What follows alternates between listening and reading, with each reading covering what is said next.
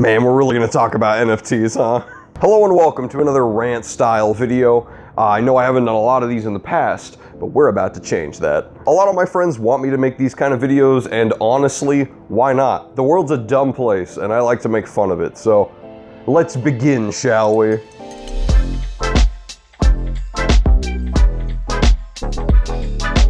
So if you somehow couldn't have guessed by the thumbnail and title of this video, we're going to be talking about NFTs. What are NFTs, you might be asking? Well, that's a good question, but it seems like every source online has a slightly different definition of what it is, so we're just going to use good old Wikipedia. A non-fungible token, or NFT, is a unit of data on a digital ledger called a blockchain, where each NFT can represent a unique digital item, and thus they are not interchangeable. NFTs can represent digital files such as art, audio, videos, and other forms of creative work. Yeah, okay, that was a lot, so I'm gonna break that down for all the people who don't understand what the fuck I just said. So NFTs can really be anything digital, you know, music, movies, audio clips, porn, really whatever you want it to be. And then using the same magic as cryptocurrency, you upload these files into the internet in a way where you can sell them. But instead of a normal digital sale, where for instance you'd buy a digital music album or a couple songs and then download a copy of them to your device, instead you would only sell a limited number of those digital copies. If it helps, think of it as printing video games. If a company only prints 10 copies of, I don't know, Mario 3, then there would only ever be 10 copies of that game in circulation. And if for some reason you don't know what cryptocurrency is, I am not gonna explain that in this video. You can Google it. It's basically internet money. And that is probably the simplest way that I can explain NFTs. It is far more complicated than that, but that's the gist. You get it now. So now you may have the question, what's the problem with that? I mean, we buy and sell things digitally all the time. It's just through a different platform now. How is that a big deal? Well, yeah, you know how I said it was going to be a bit more complicated than that? Yeah, we're going to talk about why now.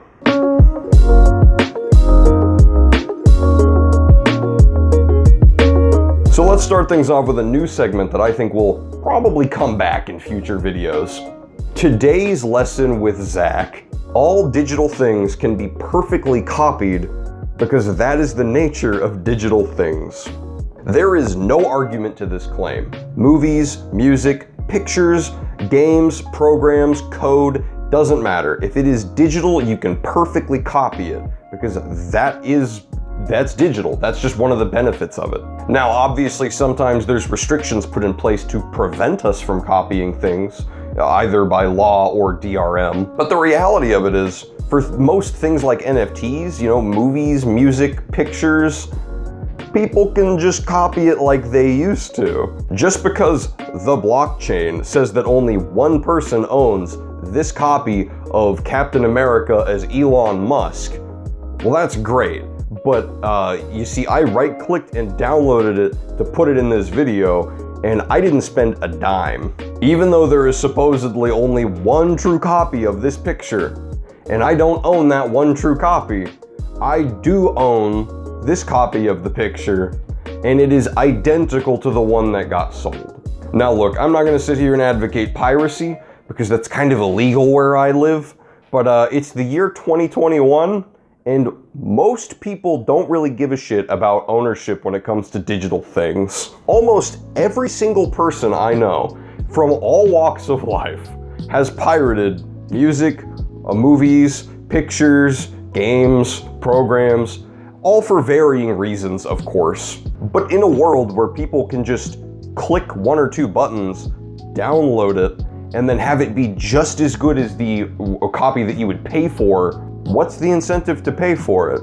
Anyways, yeah, that's kind of the whole major argument here, is that NFTs are defeated by the fact that they are digital. Now, I've seen people online comparing NFTs to things like fine art, and I get the idea, of course, because they're trying to sell it off as this one true copy kind of thing, but as we've just discussed, you can copy NFTs perfectly, right? I cannot go buy a perfect replica of the Mona Lisa. It's not possible. You can buy a print of it, and they will look damn good. they'll look really close to the original thing. But if you get really up close to the picture, you're gonna start seeing the printer ink, right? Because it's not brush stroked, it's printer ink. I would say that this is actually far more comparable to things like DVDs and CDs. The only thing stopping me from posting my entire old Disney DVD collection to the internet is the fact that Daddy Disney would sue my ass into the ground. But there's nothing really stopping me from making a few copies here and there and giving them to friends and family. Now yes, technically where I live that's illegal, but is an FBI agent really gonna bust down my door because I made one too many copies of Toy Story 2? No, nobody cares. In fact, the FBI agent would probably want a copy of it because it's a good movie and you should watch it. I'm rating it an 8 out of 10.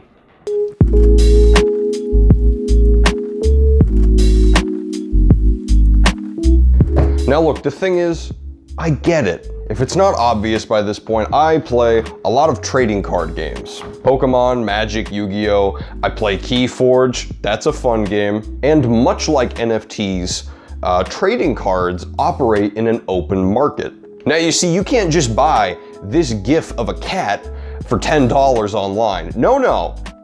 The open market is what decides what price this cat GIF is. Despite the fact that I can just right-click and save it to put it in this video, but please, that's not the point, bear with me. The open market is ever-changing and based on a lot of factors, just like trading cards. You see, if I want this Charizard card, well, I can't just go to Walmart and buy it. No. You see, I either have to pull it out of a pack or buy it in the open market for whatever value it is decided that it is. Because if I just bought cards for what they were worth to make them, I'm sure this card would be like 2 cents. I mean, let's be real, Pokemon does not spend more than 2 or 3 cents to make Pokemon cards. But this card is worth more than 2 or 3 cents because that's what we have decided that it's worth. The last time I checked, this card was actually worth about $100, and I have 2 of them. That's right, I just flexed on you in this informational video. Fuck you. But you see, these are physical objects. These will always have some kind of intrinsic value just because they're paper. You could always sell it for 2 or 3 cents because it's paper and cardboard and it's shiny. But see, these are physical objects, not NFTs where you can just copy them multiple times. You know, I could put this in a copier and try to make replicas of it, but let's be honest, to make a good fake card, you need cardstock, you need a good printer, and a lot of expertise on how to get it done correctly. And even then, it won't be perfectly identical. There's still factors that you can use to sort out the fake ones.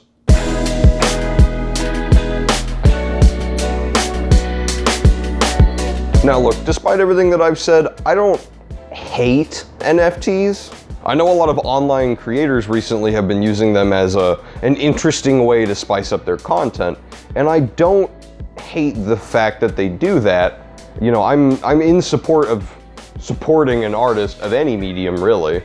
Personally, I just think that something like an album or, I don't know, like a DVD box set is a better way to go, because that way there's actually something for me to hold and own. But hey, I understand, because in some instances, especially with music and art nowadays, if there wasn't a digital option, there wouldn't be anything to purchase. The person wouldn't create anything at all because it wouldn't even be an option. So in that instance, I totally understand, and you know, I'm in support of digital stuff. So to bring things full circle, NFTs are really dumb because they're essentially trying to trading card a market in which you can't do that to. I mean, I can just duplicate everything, what's the point? But look, if you're just wanting to support some artist that you like, you want to support a creator and whatever unique adventure they're going through, I don't think it's all bad. Just don't think that you're taking part in this digital revolution of things, because you're just gonna look like an obnoxious prick. Just please, for the love of God, make sure that you're not getting ripped off.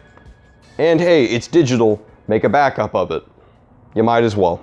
And hey, that's the end of the video. So if you liked what you saw, do the like and subscribe thing. If you want to comment, go for it. Share it around, maybe. That'd be pretty rad. But most importantly, how the fuck do you buy a tweet? Seriously, they sold a tweet as an NFT. How does it even work? I couldn't find a better spot to put this in the video, but like, what do you own? Do you own a picture of it? Do you own the moment? Do you own, I don't know, do they like transfer it to your account? I wouldn't think so. That'd probably go against some kind of law. Like, what do you own? I don't know. And I don't think anybody knows. I think two billionaires just wanted to say that they did it. And that's what happened. Okay, I'll see you later.